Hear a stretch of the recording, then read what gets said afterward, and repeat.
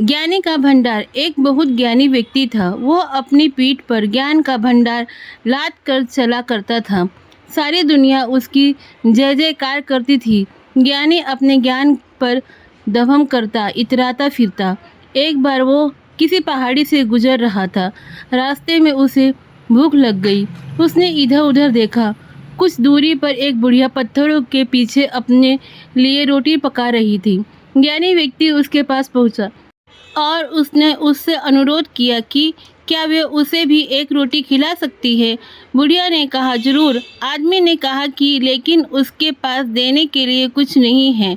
हाँ, ज्ञान है, और वो चाहे तो उसे थोड़ा ज्ञान वो दे सकता है। बुढ़िया ने कहा, ठीक है, तुम रोटी खा लो और मुझे एक सवाल का जवाब दे दो। आदमी ने रोटी खाने के बाद बुढ़िया से कहा कि पूछो अपना सवाल। बुढ़िया ने पूछा, तुमने अभी अभी जो रोटी खाई है उसे तुमने अतीत के मन से खाई है, वर्तमान के मन से खाई है, या फिर भविष्य के मन से खाई है? आदमी अटक गया। उसने अपनी पीठ से ज्ञान की बोरी उतारी और उसमें बुढ़िया के सवाल का जवाब तलाशने लगा। हजारों पन्नों पलटने के बाद भी उसे सवाल का जवाब नहीं मिला। बहुत देर हो चुकी थी। बुढ़िया को लौटना था। आखिर में उसने उस ज्ञानी से कहा कि तुम रहने दो, इस सवाल का जवाब इतना ही कठिन नहीं था। जिंदगी में हर सवाल के जवाब कठिन नहीं होते। इसका तो बहुत सीधा साधा जवाब था। आदमी रोटी मुंह से खाता है, न कि अतीत, वर्तमान या भविष्य के मन से।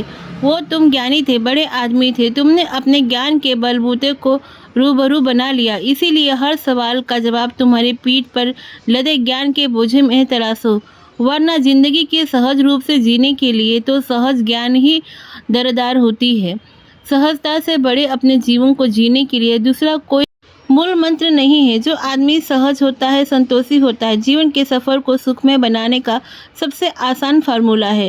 जो चीज़ें जैसी हैं उसे उसी तरह स्वीकार करने की कोशिश करनी चाहिए। लोग भले ही कहें कि जो हम पाएंगे हम वही देंगे, लेकिन आप इसकी तरह सोचिए कि जो आप देंगे वही पाएंगे। जीवन में हर सवाल का जवाब ज्ञान की पीठ पर सवार नहीं रहता। आपको ये कहानी पसंद आई तो ज़रूर मेरे चैनल को सब्सक्राइब, लाइक, शेयर कीजिए।